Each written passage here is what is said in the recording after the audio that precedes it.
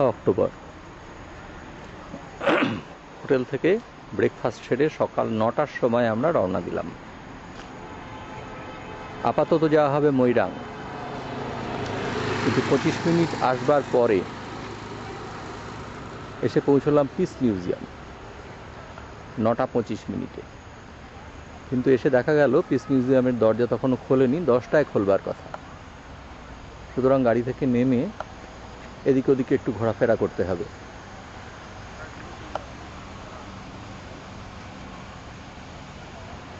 এই জায়গাটা ইম্ফল থেকে ১০ কিলোমিটারের মতো।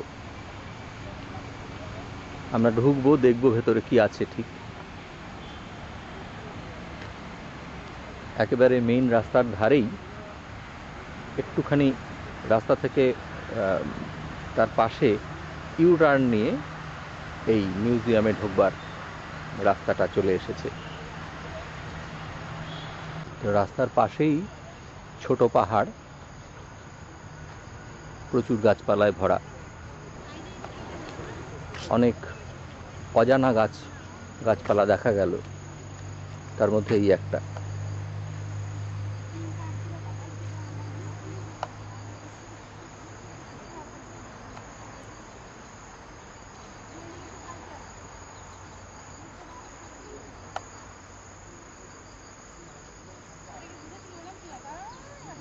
এখনো আরো কিছুক্ষণের অপেক্ষা। আমাদের সহযাত্রী সকলেই নেমে গল্পগাছা করছেন, ঘোরাফেরা, ছবি তোলা চলছে।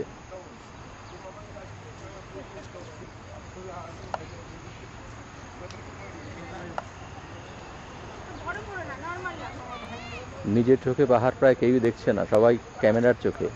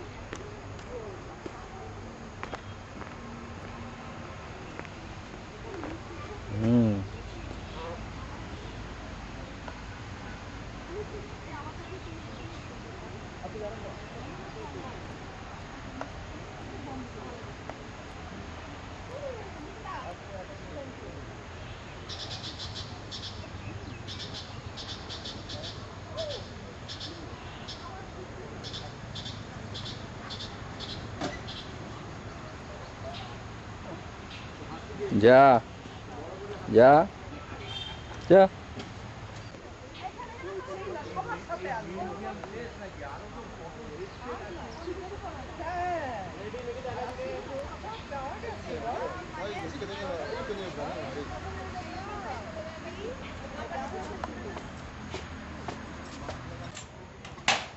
টিকিট কাউন্টার খুললো, তারপরে আমরা এই ভেতরে ঢুকলাম। ভারতীয়দের জনপ্রতি ৩০ টাকা, বিদেশিদের ১০০ টাকা টিকিট লাগে।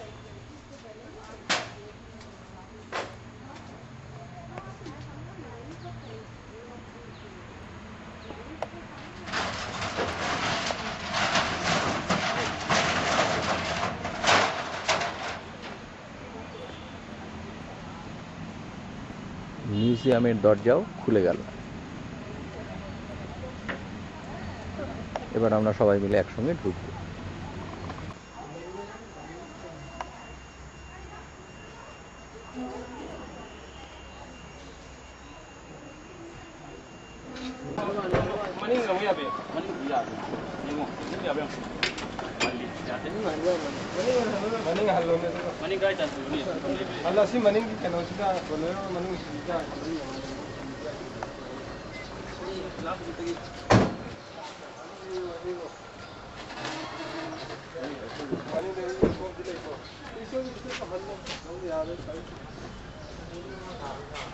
ভেতরে ছবি নট অ্যালাউ।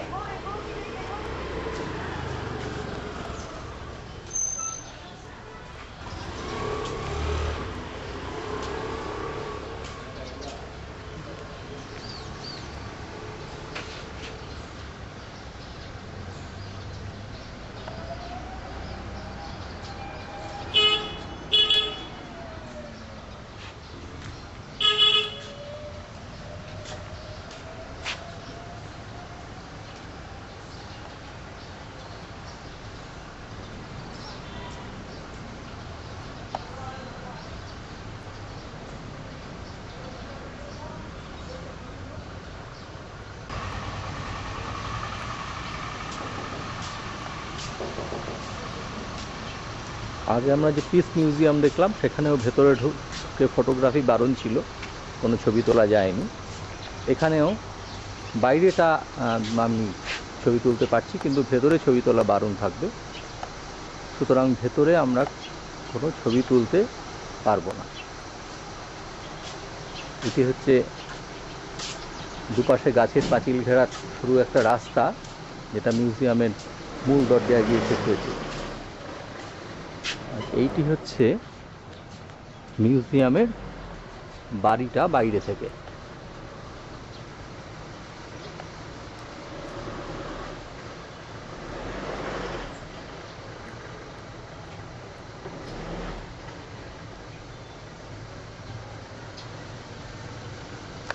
মোটামুটি ঠিকই সাজানো গোছানো আছে।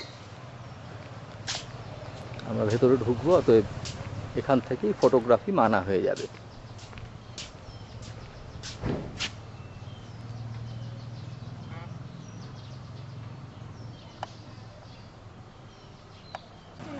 জাস্ট 5 মিনিটে এসে পৌঁছলাম Loktak inland water transport complex.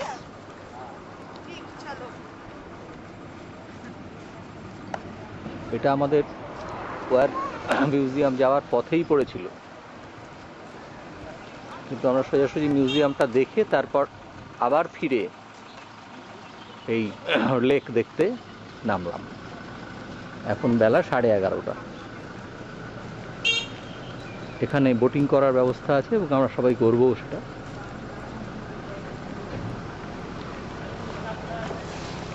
এই প্রধান দরজা, এখান দিয়ে আমরা ঢুকে পড়ব। ঢুকেই এই বাঁদিকের রাস্তা দিয়ে গেলে পরে সামনে ক্যান্টিন আছে, টিকিট কাউন্টার আছে, সব আছে। এই যে আমরা লেকটা দেখছি, ঠিক পাড়েই অনেক বোট দাঁড়িয়ে আছে। তারই কোনো একটা বোটে আমরা উঠবো এবার লেকটাকে ঘুরে দেখার জন্য।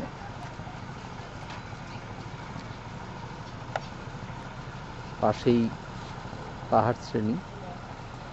আজকের আবহাওয়াটা খুব চড়া রোদ হচ্ছে, কখনো আবার মেঘ এসে রোদটা কমিয়ে দিচ্ছে। আর্দ্রতাটা বড্ড বেশি, এর জন্য আজকে গরমটাও একটু বেশিই লাগছে।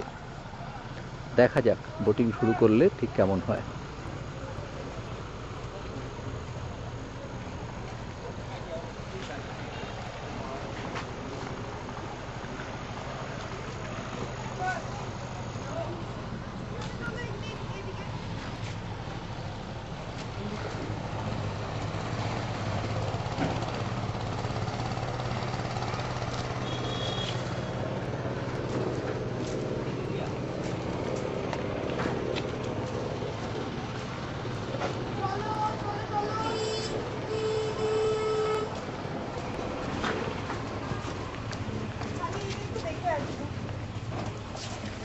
ছাতা ফাতার ব্যাগ তো গাড়িতে, কি করবো? কিচ্ছু লাগবে না।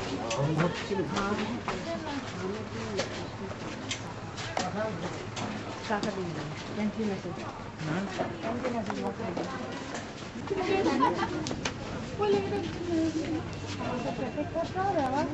হ্যাঁ হ্যাঁ জ্যাকেটটা পরতেই হবে সবাইকে হাওয়া দেবে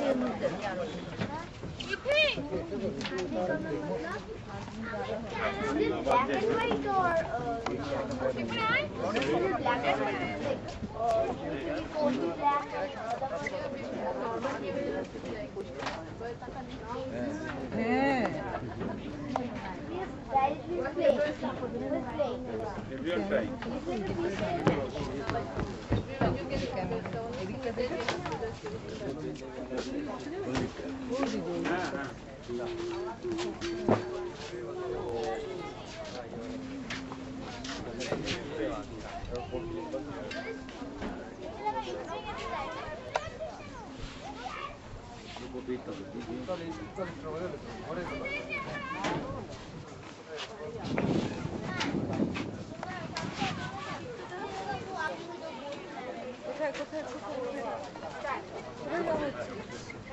ছবি তুলছে ও। এই ওইদিকে ব্যালেন্স হচ্ছে না না ওপাশেই বসো, তুমি ওপাশেই বসো। আচ্ছা প্লিজ এইদিকে এইদিকে ওইদিকে সবাই তাকাও তুমি এখানেই বসো। হয়ে যাবে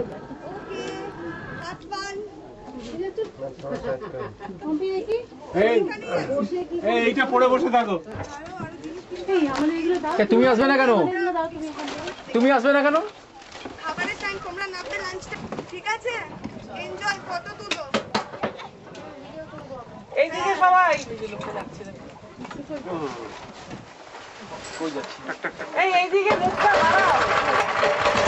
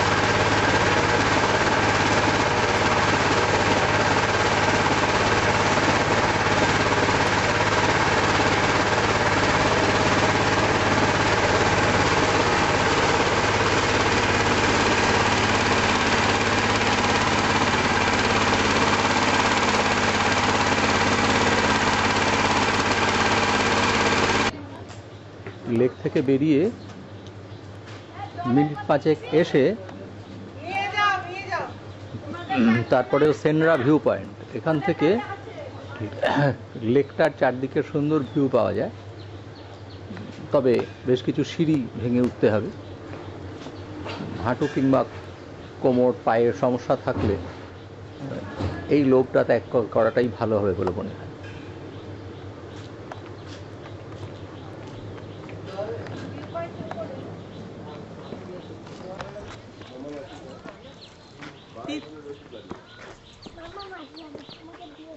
না তোকে দিয়ে আসতে হবে না, রুকো।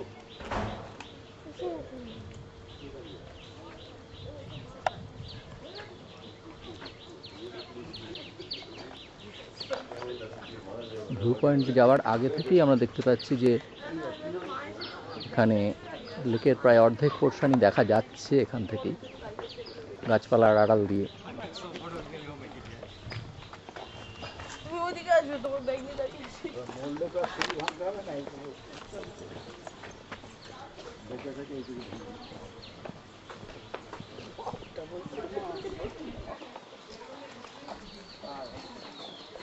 আবার সিঁড়ি আছে তাহলে ওইটুকুনি উঠলেই তো হয়ে যাবে। হ্যাঁ, এই আমরা ভিউ পয়েন্টের একদম মাথায় উঠলাম।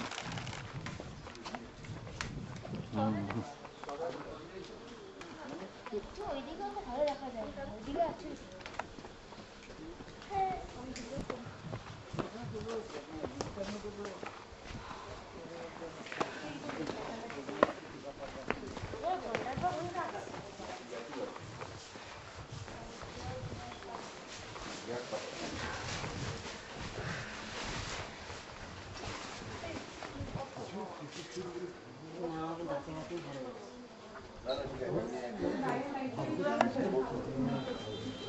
এখানে ডিফারেন্ট করে মানা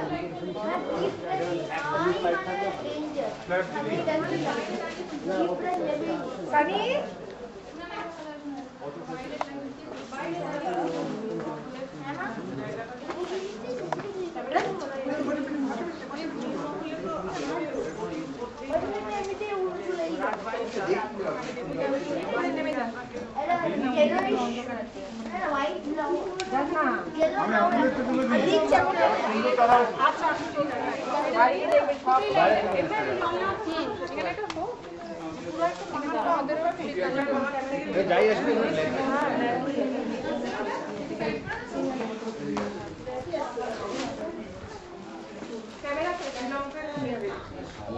এই 360 ডিগ্রি ঘুরে দেখা হলো।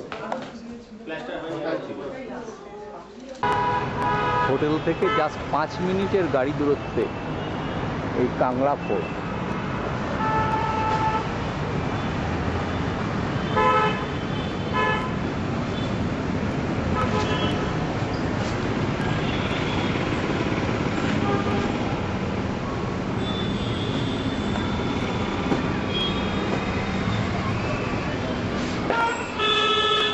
ओ भैया यहाँ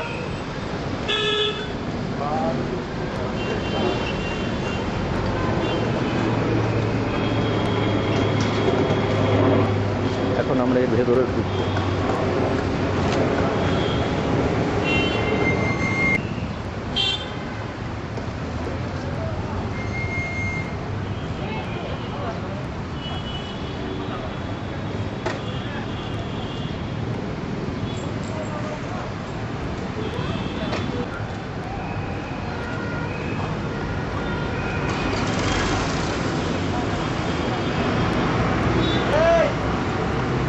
এটা হলো টিকিট কাউন্টার। আমরা এখান থেকে টিকিট কিনেছি।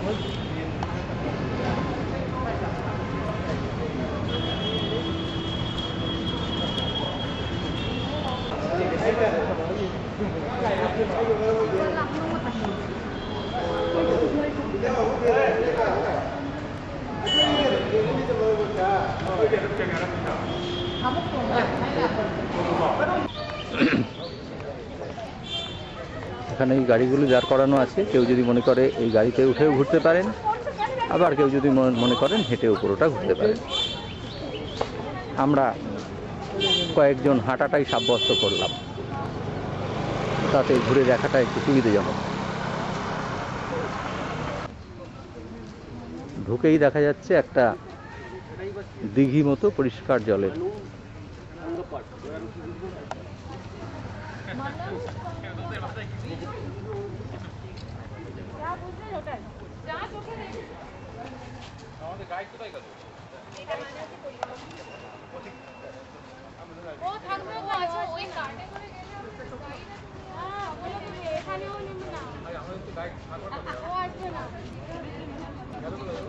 ভালো বললে যদি হয়ে যায় একটু সুনামি হয়ে যেত তাহলে।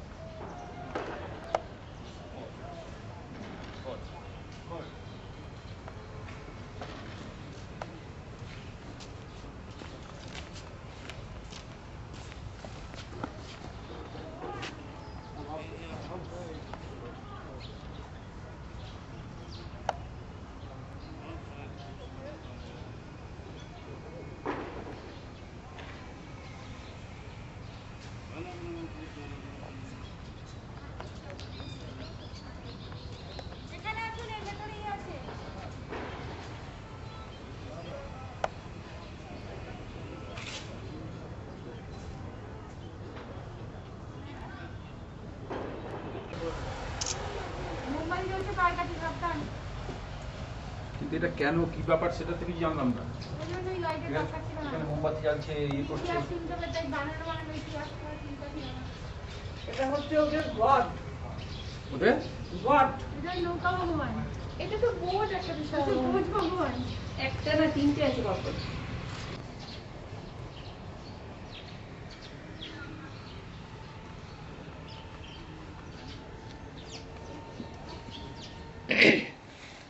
কাচের ভেতর তিনটি দেবতার মূর্তি, ড্রাগনের মতো।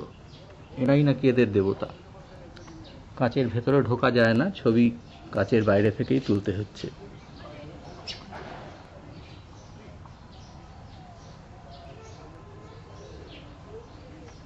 অনেকখানি বড়, লম্বা।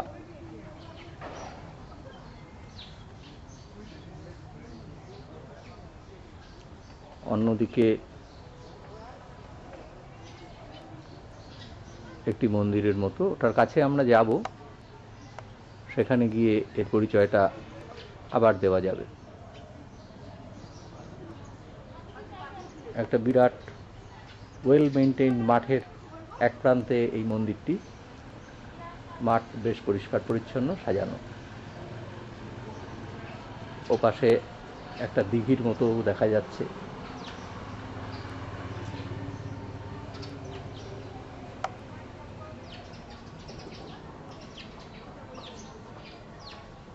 কাছে গেলে আরেকটু ভালো করে দেখতে পাওয়া যাবে। এখনই মাঠের পাশে যেটা দেখাচ্ছিলাম তার কাছাকাছি এসে দেখা গেল যে এটা একটি মন্দির এবং তার নাম, মন্দিরের নাম ইবুধৌ পাখাংবা টেম্পল। এই মণিপুরীদের ভাষা আমাদের পক্ষে উচ্চারণ করাও সবসময় সহজ নয়।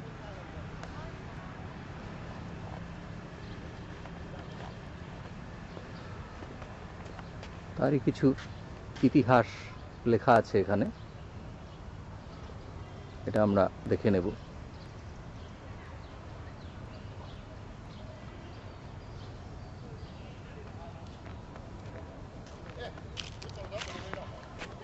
আর এদিকে দেখছি আরেকটি মন্দির।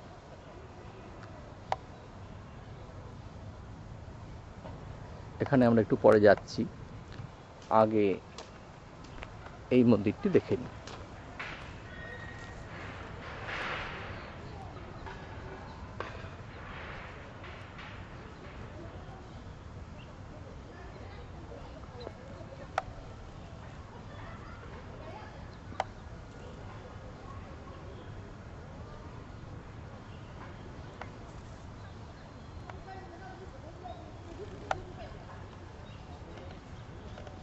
হ্যাঁ, তাই হবে।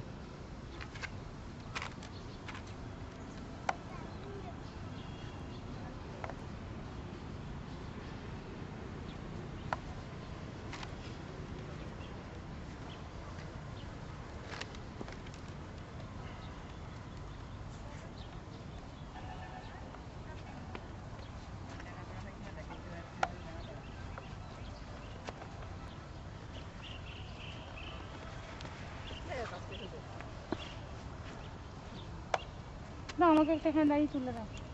কে ফোন করছে? মা বাড়ি থেকে নাকি?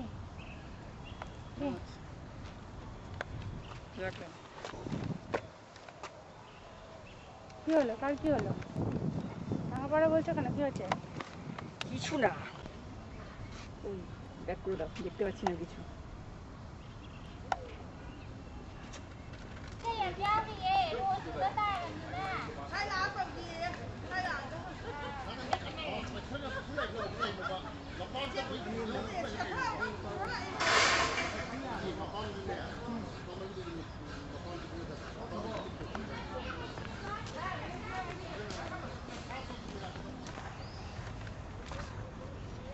এটা এখানকার পোলো খেলার মাঠ।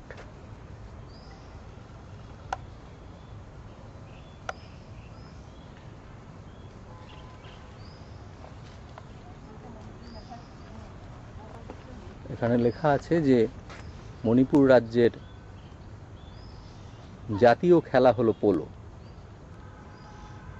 The game is said to have been introduced during the time of King Kangba of Manipur. This polo ground, which is lying to the south of the area and to the west of Sri Sri Govinji temple, was developed by King Manjit Tengkhoi Kha. The present helipad in 181 AD. এখন এটা helipad, কিন্তু এটা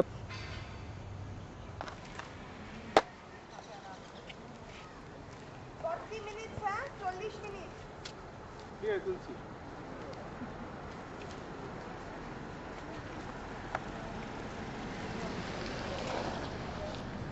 যাও, তুমিও দাঁড়াও, আমি একসাথে তুলে দিই।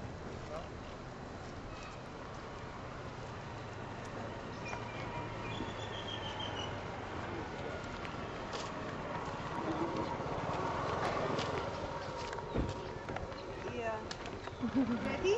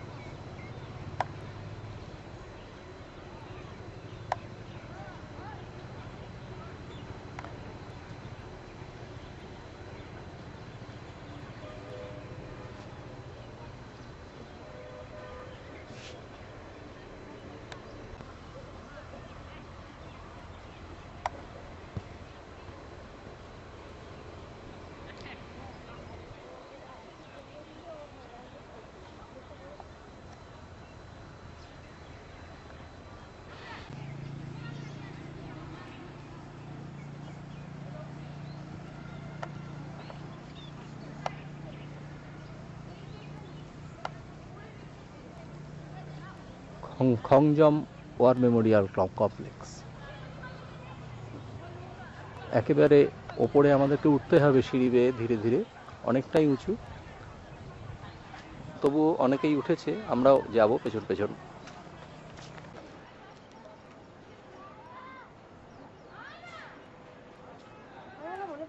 আমি তিনটে বলেছিলাম, দুটো ব্যাগই ক্যান্সেল। একটা মিউজিয়াম আছে নাগাল্যান্ডে, হ্যাঁ হবে না, নিশ্চয়ই হবে, এই তো কালকে সানডে। আচ্ছা সানডে কি খোলা থাকবে? সাড়ে 11টা কি বললাম, ওই একটা ফল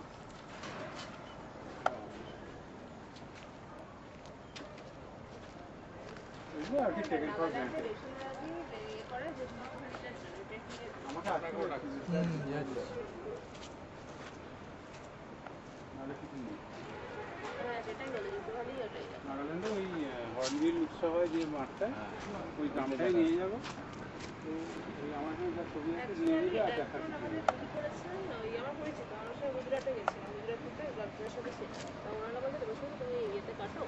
ডিসেম্বরে করো, ওটা ওরা হর্নবিল উৎসব হবে, ওরা দেখতে যাবো। আমি দেখলাম ভাবছি যে হর্নবিল উৎসব হবে, তোমাকে থোড়াই দেখাবে ওটা দেখাবে। ওখানে পরিচয় ডলফিন 3 তারিখে ইয়েতে বলছে, 3/12-তে না 2/12-তে একটা বলছে। হর্নবিল পাবে, ওরা নিয়ে যাবে তুমি না না না, ওটা কাকুকে শুধু হয় ওনাদের কোনো, যে আমি যা দেখছি এখানকার যে না, ওই গ্রামটায় নিয়ে যাবে, নিয়ে গিয়ে যেদিন দেখছি তাতেই যাবে। মাঠটাই দেখ, ওই গ্রাউন্ডটায় যে মোটামুটি ওইটুকুই দেখছি। ওখানে কিছু নেই, সমস্ত আমরা যে ছবিটা দিকটা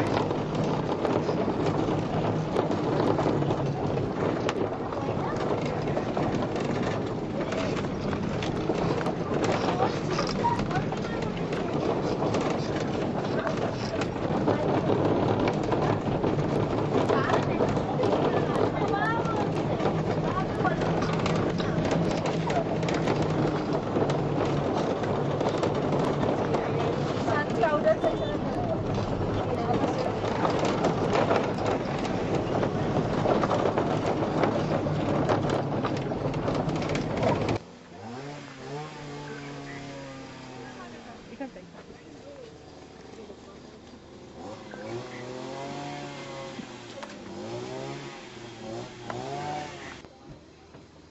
এই হলো লঙ্গল পিক। আমরা এখানে এলাম সূর্যাস্ত দেখবার জন্য। গতকাল পর্যন্ত যেরকম আবহাওয়া ছিল, আকাশে মেঘ বৃষ্টি, তাতে আমরা যথেষ্ট আশঙ্কায় ছিলাম যে এখানে এসে ভালো আবহাওয়া পাবো কিনা। কিন্তু আজকে সকাল থেকে রোদ্দুর উঠেছে, দেখতে পাচ্ছি আমরা পাহাড়ের গায়ে শেষ বিকেলের রোদ। কিন্তু এর সাথে এইটুকুও দেখছি যে আকাশে দিগন্তরেখার কাছটা মেঘে ঢাকা। কাজেই সূর্য যখন অস্ত যাবে তখন তার শেষ রশ্মিপাত আমরা কতখানি দেখতে পাবো সে ব্যাপারে এখনো আমার একটু সন্দেহ আছে। কিন্তু তার আগে এই যে উপত্যকাটা রোদ আর ছায়ায় মেশা, দেখতে পাচ্ছি, এরপরে যদি সূর্যাস্ত দেখতে নাও পাই, খুব কিছু কষ্ট হবে বলে মনে হয় না।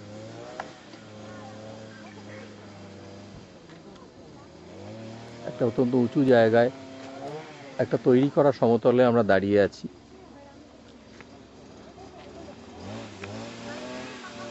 এখানে একটা টাওয়ার বানানো আছে,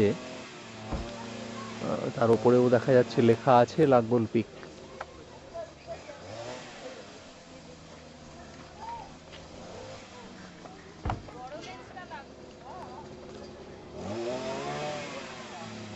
ওর উপরে সবাই উঠেছে,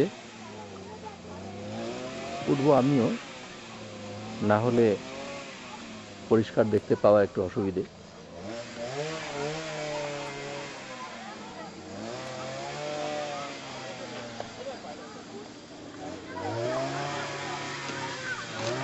এটা বলছিলাম যে আমরা যেখানে দাঁড়িয়ে আছি সেখান থেকে একেবারে উপত্যকাটার 360 ডিগ্রি ভিউ পাওয়া যায়।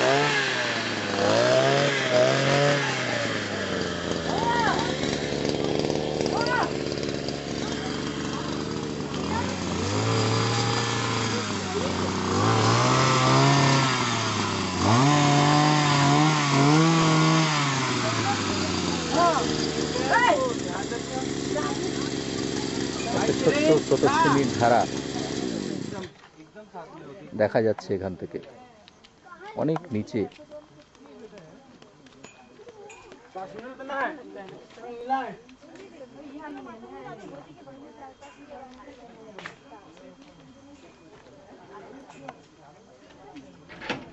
যেখানে আমরা দাঁড়িয়েছি সেই জায়গাটাও বিভিন্ন রকম ফুলে অতি সুসজ্জিত। সমস্ত রং বেরঙের ফুল, অধিকাংশই প্রায় বোগেনভেলিয়া, বিভিন্ন রঙের।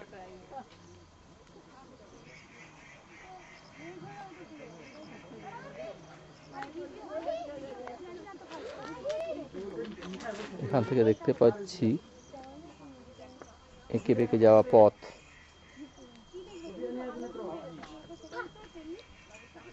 দেখতে পাচ্ছি পাহাড়ের ঢালে কিছু সমতলে চাষাবাদের চিহ্ন।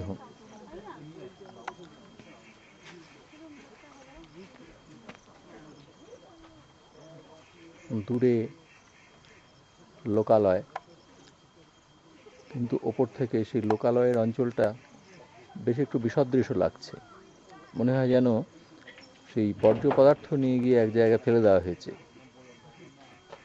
চারপাশে একেবারে শান্ত সমাহিত জায়গার উপত্যকা, তার তুলনায় ওইখানটা দেখতে ভালো লাগছে না, কিন্তু এরই তো নাম সভ্যতা।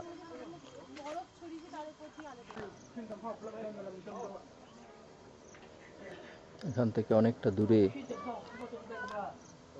বিস্তীর্ণ জলাশয় দেখা যাচ্ছে। এটা জানি না, এখানে বলবার মতো কেউ নেইও যে ওটা সেই লোকটাক হ্রদেরই কোনো অংশ কিনা। যদি হয় কিংবা না হয়, নামেতে কিছুই আসে যায় না। যা হোক, এখন সূর্যাস্তের জন্য অনন্ত প্রতীক্ষা, কিন্তু সামনে যে মেঘটা দেখা যাচ্ছে তাতে সঠিক অর্থে সূর্যাস্ত দেখা সম্ভব নয় বলেই আমার মনে হয়, অন্তত পক্ষে 99%।